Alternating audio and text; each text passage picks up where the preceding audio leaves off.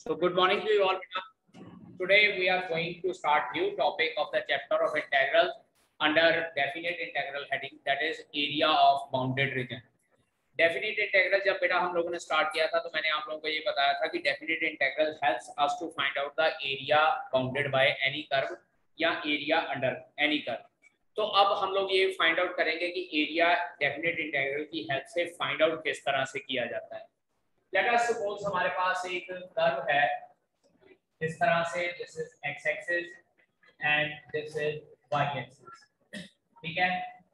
और यहाँ पे हमारे पास एक कर्व है इस तरह से, और ये उस कर्व की लिमिट्स हैं फ्रॉम पॉइंट ए से लेकर पॉइंट बी के बीच में हम लोगों ने एरिया फाइंड आउट करना है। इसके नीचे का एरिया शेडेड पोर्शन, मतलब इसको इस तरह से हम लोग शेड कर लेते हैं और शेडेड पोर्शन का एरिया फाइंड आउट करना होता है।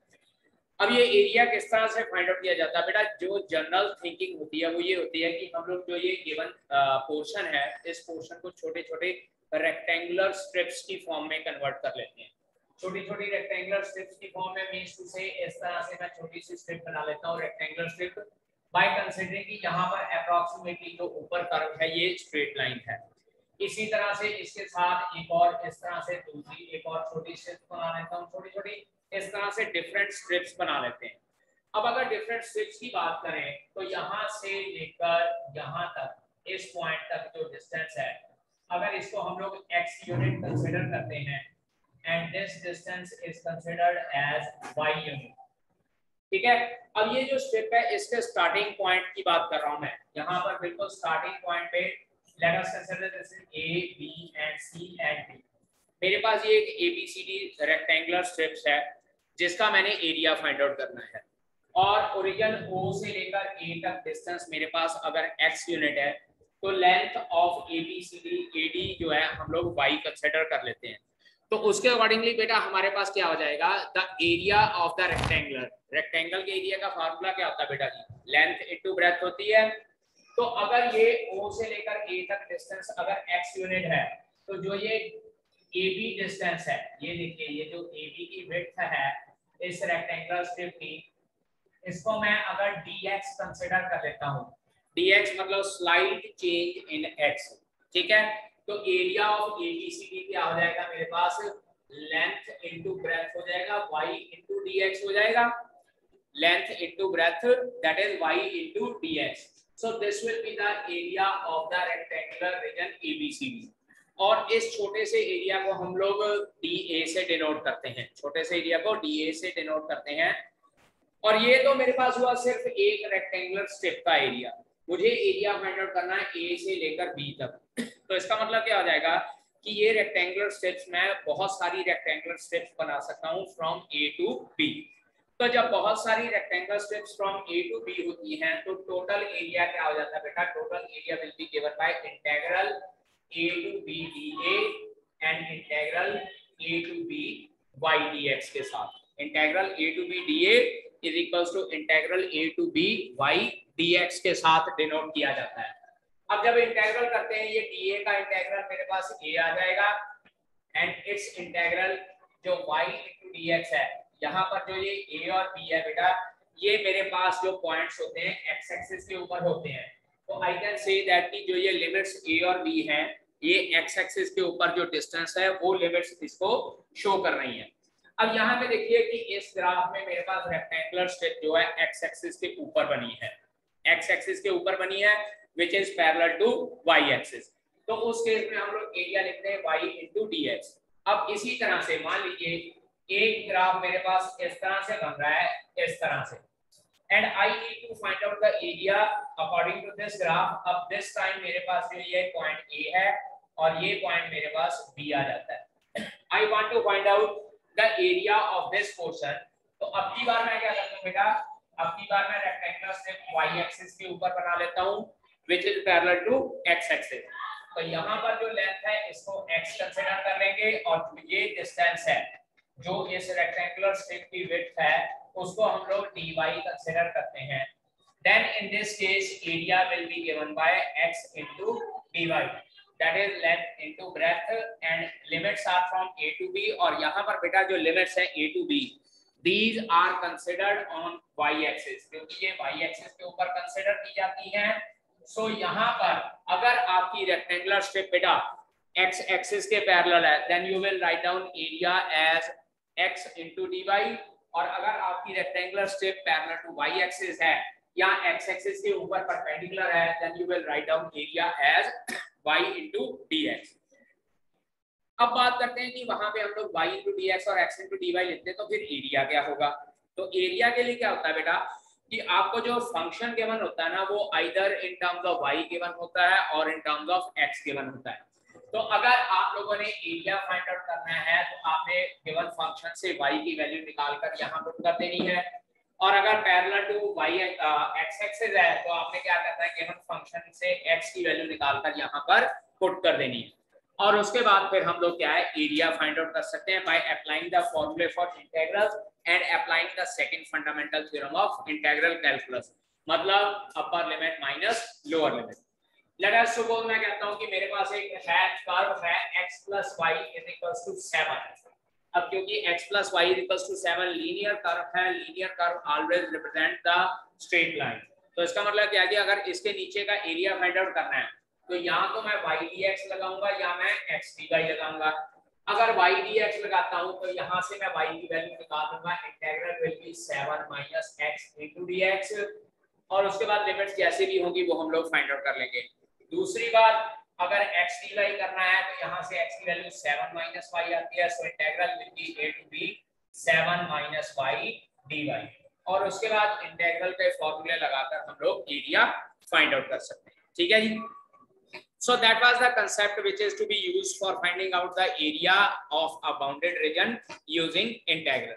So before finding out the area under bounded region, कुछ bounded region की statements जो है आप लोगों को पता होनी चाहिए कि किस किस तरह के bounded region आपके पास हो सकते हैं, और उन रीजन के अकॉर्डिंगली आपके पास लिमिट्स क्या होनी चाहिए, क्योंकि कई बार पेपर में क्वेश्चन में लिमिट्स हम लोगों को दी हुई होती हैं और कई बार लिमिट्स नहीं दी हुई होती, और अगर लिमिट्स नहीं दी हुई होती है तो हम लोगों ने लिमिट्स फाइंड आउट करनी होती है। तो बेसिकली जो बाउंडेड रीजन आपके पास 3-4 तरह के आते हैं। सबसे पहले तरह का आता है रीजन पैराबोला। पैराबोला बेटा हमारे पास 4 तरह के होते हैं, मैं डायग्राम ड्रॉ करके दिखा देता हूं और साथ में उनकी इक्वेशन भी लिख दूंगा, सो दैट आप लोगों को थोड़ा इजी रहे फाइंड आउट करने के लिए, क्योंकि क्वेश्चन आ जाता होता है draw a rough sketch of given figure. Given हम लोगों को इक्वेशन होती है, वहां से रफ स्केच भी बनाना पड़ता है, तो उस हिसाब से मैं पहले पैराबोला ड्रॉ कर देता हूं। 4 तरह के बेटा पैराबोला आते हैं हमारे पास। Here all are symmetrical about x axis and y axis, क्योंकि स्टैंडर्ड फॉर्म ऑफ पैराबोला आप लोगों को गिवन होते हैं। 4 तरह का पैराबोला होता है। देखिए फर्स्ट पैराबोला बेटा इस तरह से होता है, इसकी इक्वेशन होती है y² = 4ax की फॉर्म की।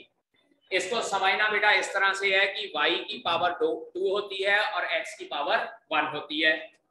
दूसरा पैराबोला हमारे पास इस तरह से होता है, इसकी इक्वेशन होती है y² = -4ax। जो y² = 4ax है इसको हम लोग बोलते हैं राइट पैराबोला, और जो y² = -4ax है इसको हम लोग बोलते हैं बेटा जी लेफ्ट पैराबोला। ठीक है जी, 2 पैराबोला ये हो गए। अब इसके बाद हमारे पास एक होता है अपर पैराबोला।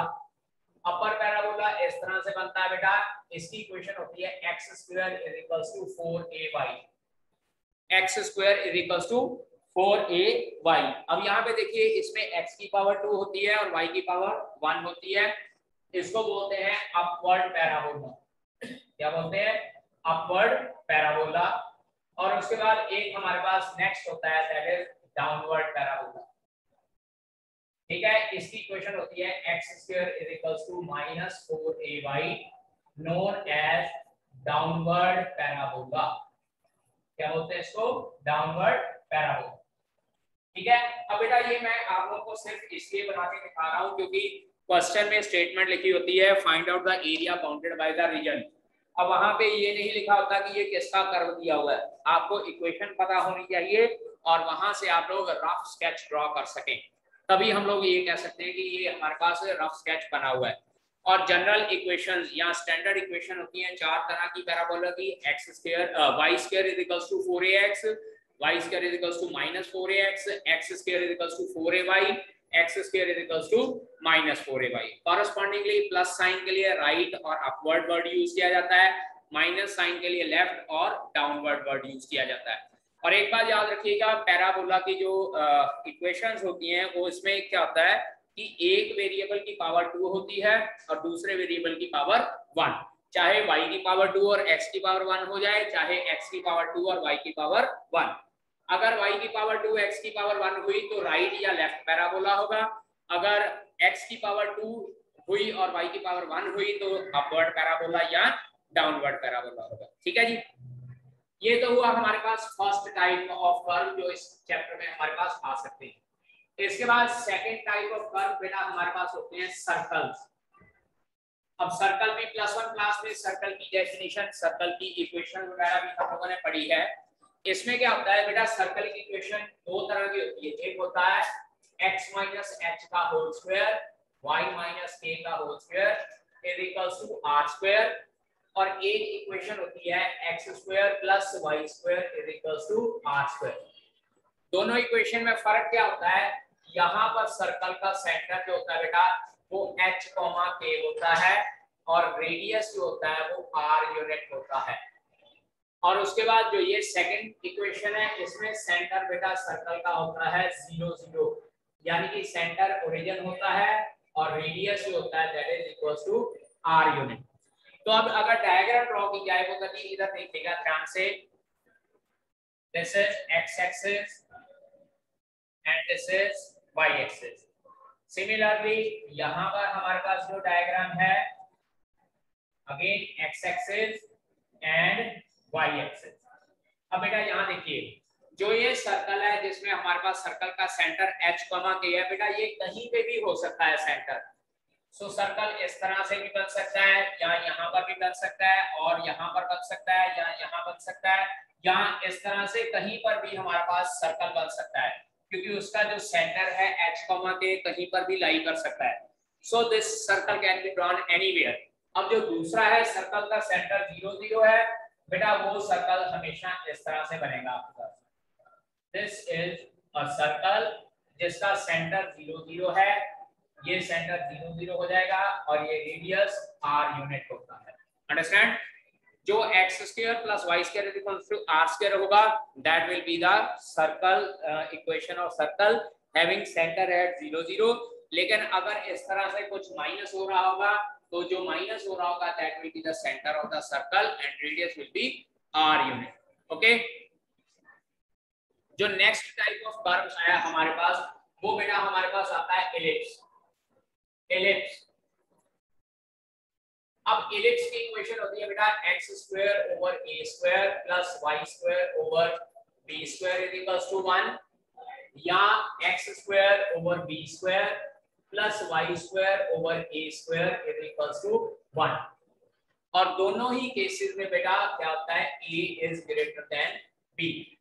यहाँ पर तो चलो a और b की फॉर्म में है तो मैं कह रहा हूँ a is greater than b, लेकिन अगर आपके पास कोई कांस्टेंट आ जाए तब किस तरह से डिसाइड करना है, एक चीज देखना है, अगर x के नीचे वाली टर्म y के नीचे वाली टर्म से बड़ी है तो फर्स्ट काइंड ऑफ एलिप्स, और अगर x के नीचे वाली टर्म y के नीचे वाली टर्म से छोटी है तो सेकंड काइंड ऑफ एलिप्स। और ये एलिप्स की शेप किस तरह से होती है बेटा, एग शेप होती है। This is x dash x y and y dash, ये इसकी शेप होती है बेटा, चेक कीजिए एग शेप होती है। और उसके बाद सेकंड टाइप ऑफ एलिप्स वो बेटा ये हो जाता है हमारे पास, this is y dash x dash x and this is its shape. ठीक है, इसको बोलते हैं हमारे पास एलिप्स ऑफ फर्स्ट काइंड, इसको बोलते हैं एलिप्स ऑफ सेकंड काइंड। ये वो एलिप्स होता है जिसमें x के नीचे वाली टर्म y के नीचे वाली टर्म से बड़ी होती है। फॉर एग्जांपल x² / 16 + y² / 9 = 1, और एक इक्वेशन में लिखता हूं x² / 9 + y² / 16 = 1। अब यहां से कैसे पता चलेगा कि कौन सा एलिप्स है, सिर्फ ये देखना है x के नीचे वाली टर्म y के नीचे वाली टर्म से बड़ी है, so this equation represent this ellipse, और यहाँ x के नीचे वाली टर्म y के नीचे वाली टर्म से छोटी है, so this ellipse represent this kind of ellipse, जिसका मेजर एक्सिस x एक्सिस होगा वो ये वाली इक्वेशन, और जिसका मेजर एक्सिस y एक्सिस होगा वो ये वाली इक्वेशन होगी, ठीक है। और ये डिस्टेंस ओरिजिन है तो ये डिस्टेंस a यूनिट होता है, so it will be a, 0, और ये डिस्टेंस b रिप्रेजेंट करता है, so it will be 0, b। Similarly यहाँ origin 0, 0, it will be a, 0 and it will be 0, b। Check कर लीजिए, एक में a बड़ा है और b छोटा है, दूसरे में b बड़ा है और a छोटा है। अब यहाँ पर एक बात आप लोगों को बता दूं, जैसे मैंने पैराबोला के केस में बताया कि अगर x की पावर 2 है और y की पावर 1 है तो पैराबोला, लेकिन सर्कल और इलिप्स दोनों में देखिए x की पावर 2 होती है, y की पावर 2 होती है, तो हम लोगों को कैसे पता चलेगा कि ये सर्कल की इक्वेशन गिवन है या उसकी इलिप्स की इक्वेशन गिवन है? So what you need to do, अगर x स्क्वायर और y स्क्वायर का कोफिशिएंट सेम होगा, if coefficient of x square and y square is same, it means it represents a circle, but if coefficient of x square and y square are different, it means it will represent an ellipse।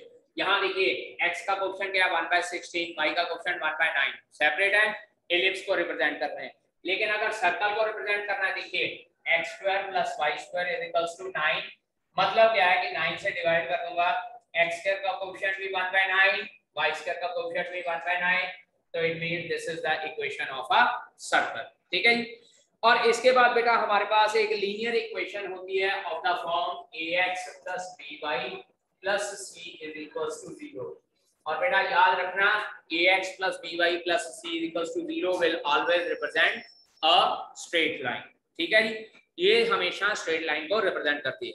So that was about some information जो different type of curves हमारे पास हो सकते हैं chapter area under curve के लिए, ताकि हम लोग क्वेश्चन हम लोग को आता होता है बेटा draw rough sketch of the given curve and hence find out the area bounded by this curve. अब बेटा इसमें हमारे पास दो तरह के क्वेश्चन आते हैं। अब इस एक्सरसाइज में क्वेश्चन किस तरह के आ सकते हैं बेटा, ध्यान दीजिएगा। फर्स्ट टाइप होगा curve is given and x is equals to a, x is equals to b, or y is equals to a, y is equals to b is given। एक कर्व गिवन होगा और उसके साथ x की दो values given होंगी या y की दो वैल्यूज गिवन होंगी। ये होता है फर्स्ट टाइप का आपके पास जो कर्व आते हैं। Secondly two curves are given, two curves are given, सिर्फ दो कर्व दिए हुए होते हैं और आपको कहा होता है कि find out the area bounded bye these curve, find out the area bounded bye these curve. In that case you need to find the point of intersection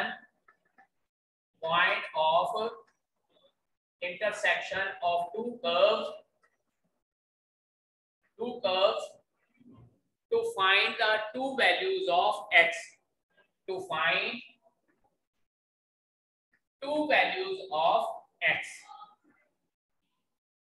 और y, दो वैल्यू x की या दो वैल्यू y की होनी चाहिए जिनको हम लोग यूज करके लिमिट्स के तौर पे यूज कर सके हम लोग इंटीग्रेशन करते वक्त, क्योंकि इंटीग्रल करना है। यहाँ पर इंटीग्रल के साथ लिमिट्स दी हुई हैं a to b या y की वैल्यू दी हुई है a to b, लेकिन यहाँ पर दो कर्व दिए होते हैं, लिमिट्स नहीं गिवन होती।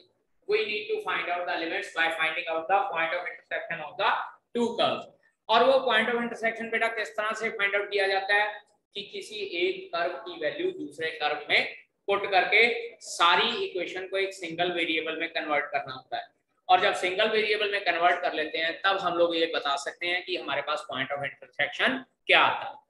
अब दूसरी बात, जो दो कर्व होते हैं जब गिवन होते हैं तो नेचुरल सी बात है ये दो कर्व आपस में इंटरसेक्ट करते हैं, और जब दो कर्व आपस में इंटरसेक्ट करते हैं तो बेटा दो केस बनते हैं हमारे पास। देखिए मैं दोनों केस ड्रॉ करके दिखाता हूँ। मान लीजिए मेरे पास एक सर्कल और एक पैराबोला गिवन है, ये सर्कल हो गया और ये पैराबोला हो गया, ठीक है। और लिमिट्स मुझे एक्स एक्सिस की गिवन है, याद रखिएगा एक्स एक्सिस। अब दूसरा केस इस तरह से है कि दो पैराबोला गिवन है इस तरह से और एक इस तरह से, या दो सर्कल गिवन है, एक सर्कल इस तरह से गिवन है और दूसरा इस तरह से गिवन है, या पैराबोला गिवन है। तो अब यहाँ पे हम लोगों को कहा होता है बेटा कि we need to find out the area of the bounded region. Bounded region यहाँ से क्या हो जाएगा, दिस वन, और इधर बाउंडेड रीजन क्या हो जाएगा, दिस वन, यहाँ बाउंडेड रीजन क्या हो जाएगा, दिस वन। अब इन तीन कर्व में दो को करने का तरीका सेम है और एक का तरीका डिफरेंट है। जब हम लोग ये कर्व का फाइंड आउट करेंगे तो हम लोग बीच में क्या है, दोनों कर्व का एक वाई सर्कल है और एक वाई पैराबोला, दोनों का जब एरिया फाइंड आउट करना है तो प्लस का साइन लगाना है। लेकिन यहाँ पे और यहाँ पे, यहाँ देखिए एक सर्कल और एक पैराबोला है, यहाँ पे लिखेंगे y parabola minus y circle, और यहाँ पे भी y first parabola minus y second parabola. Now what is the region, इसको किस तरह से करेंगे हम लोग। अब सेकंड केस कंसिडर कीजिए, यहां पर देखिए ये वाला कर्व ऊपर से जा रहा है और ये वाला कर्व नीचे से जा रहा है। जब डायग्राम को देखकर आपको पता चल जाए कि एक कर्व ऊपर से जा रहा है और एक कर्व नीचे से जा रहा है, तो आपने क्या करना है, ऊपर वाले कर्व में से नीचे वाला कर्व का एरिया माइनस कर देना है। लेकिन यहाँ पर देखिए इतने पोर्शन में पहला कर्व है, इतने पोर्शन में दूसरा कर्व है, कोई कर्व एक दूसरे के ऊपर नहीं है। जब दोनों कर्व एक दूसरे के ऊपर नहीं होते हैं तो हम लोग प्लस का साइन लगाते हैं, याद रखिएगा। और अगर कोई कर्व ऊपर नीचे होता है तो हम लोग दोनों कर्व्स का एरिया, बीच का एरिया फाइंड आउट करने के लिए माइनस का साइन लगाते हैं। समझ लग गई। तो जैसे हम लोग छोटी क्लासेस में करते थे, यहाँ याद कीजिए इस तरह से मान लीजिए डायग्राम गिवन है और आपको ये इस तरह से कहा हुआ है और कहा हुआ है कि ये वाले शेडेड पोर्शन का एरिया माइनस करना, फाइंड आउट करना है। कैसे करते थे, रेक्टेंगल के एरिया में से सेमी सर्कल का एरिया माइनस करते थे ना। तो यहाँ पे देखिए ये ऊपर वाली लाइन किसकी है, रेक्टेंगल की, ये वाली लाइन किसकी है, सेमी सर्कल की। तो वहां पर भी इसी तरह से करते थे, यहाँ पे भी इसी तरह से करना है। ऊपर वाली लाइन देख लेनी कौन से कर्व की है, नीचे वाली लाइन देख लेनी कौन से कर्व की है, दोनों को माइनस कर देना है। लेकिन यहाँ कोई लाइन ऊपर नीचे नहीं है, साथ साथ में पड़ी हुई है, और अगर साथ साथ में पड़ी है then we will add the area for these two curves. इसके साथ के साथ यहाँ देखो ये कर्व 2 पॉइंट पे इंटरसेक्ट कर रहा है, ये कर्व भी 2 पॉइंट पे इंटरसेक्ट कर रहा है, और यहाँ पे भी। तो यहाँ पे भी हम लोग पॉइंट ऑफ इंटरसेक्शन निकालते हैं, उसके बाद फिर हम लोग एरिया फाइंड आउट करना शुरू करते हैं। ठीक है जी। सो बेटा that was all about the introductional part for area of bounded region, कि हम लोग इंटीग्रेशन के साथ बाउंडेड रीजन का एरिया किस तरह से फाइंड आउट कर सकते हैं। ठीक है, क्वेश्चंस इसके ऊपर भेज जाते हैं, या तो सिंगल कर्व गिवन होता है या आप लोगों को दो कर्व गिवन होते हैं, और जब दो कर्व गिवन होते हैं तो आपने point of intersection find out करना होता है और उसके बाद एरिया फाइंड आउट करना होता है। वन मोर थिंग, अब यहाँ पे एक और चीज देखिए, अगर हम लोगों ने एरिया फाइंड आउट करना है तो हम लोग को ये भी देखना होता है कि वो एरिया कितने पोर्शन में डिवाइडेड है। लेट अस सपोज मुझे कर्व गिवन है y² = 4x, y² = 4x, मेरे पास ये पैराबोला हो जाएगा, और मुझे कहा है कि x = 4 और y² = 4x के बीच का एरिया फाइंड आउट करना है। Late us suppose this is x = 4 और ये कर्व है y² = 4x। I am just giving example, अभी हम लोग स्टार्ट नहीं कर रहे हैं। तो इन ये कर्व और ये लाइन के बीच का एरिया अगर तो कहा हुआ है कि फर्स्ट क्वाड्रेंट में फाइंड आउट करना है तो this will be the required answer. लेकिन अगर सिंपल ये कहा कि ये कर्व और ये लाइन के बीच का एरिया फाइंड आउट करना, तो इट मींस ये ऊपर वाला तो है ही है, नीचे वाला पोर्शन भी आप लोगों ने एरिया फाइंड आउट करना। तो इन दैट केस इसका नेम अगर OAB रख देते हैं तो रिक्वायर्ड एरिया क्या हो जाएगा, required area = integral of OAB, बाद में लिमिट्स बता देंगे अगर सिर्फ ऊपर वाले पोर्शन का निकालना है फर्स्ट क्वाड्रेंट में। लेकिन अगर फर्स्ट क्वाड्रेंट नहीं कहा, सारे का करना है, तो हम लोग इसको 2 से मल्टीप्लाई करेंगे, क्योंकि हम लोग को पता है कि जो ये पैराबोला होता है ये एक्स एक्सिस से सिमेट्रिकल होता है, जितना ऊपर है उतना ही नीचे है। So we need to find out 2 time the area of this curve. साथ के साथ एक बात और बेटा, कई बार क्या होता है कि साइन एक्स का एरिया फाइंड आउट करना है। अब साइन का ग्राफ बेटा इस तरह से होता है, एक्स एक्सिस के ऊपर भी है, एक्स एक्सिस के नीचे भी है। तो एक बात याद रख लीजिएगा, एरिया कभी नेगेटिव नहीं होता, और अगर नेगेटिव नहीं है तो जब नीचे वाले पोर्शन का एरिया आपने फाइंड आउट करना है ना, तो उसके एरिया के साथ आप लोगों ने इस तरह से मॉडुलस का साइन लगा देना है ताकि आपका एरिया पॉजिटिव आ जाए। अंडरस्टैंड? अदरवाइज ये पॉजिटिव हो जाएगा, ये माइनस हो जाएगा, तो यहां से लेकर यहां तक अगर एरिया फाइंड आउट करना वो तो आंसर 0 हो जाएगा। समझ गए? एरिया 0 नहीं होएगा। सो इसलिए यहां से लेकर यहां तक एरिया फाइंड आउट करना है, दिस और इसको ऐड करना, इसके साथ मॉडुलस का साइन लगा देना। यहाँ क्योंकि हम लोगों को पता है साइन भी सिमेट्रिकल होता है, हम लोग यहाँ से लेकर यहाँ तक एरिया फाइंड आउट कर लेते हैं और उसको 2 टाइम इंटीग्रल कर देंगे तो इधर वाला एरिया भी आ जाएगा। सो ये चीजें बहुत ध्यान में रखने वाली बात होती है। इसी तरह से मान लीजिए अगर सर्कल का एरिया फाइंड आउट करना है, इस तरह से मैं क्या करता हूँ, इतने पोर्शन का एरिया फाइंड आउट कर लेता हूँ और उसको 4 से मल्टीप्लाई कर देंगे तो मेरे पास ये सारे का सारे सर्कल का एरिया आ जाएगा। ठीक है? So that was all about the introductional part for this area of bounded region, beta ji. Questions from the exercise 7.11 we'll discuss in the next lecture. Okay.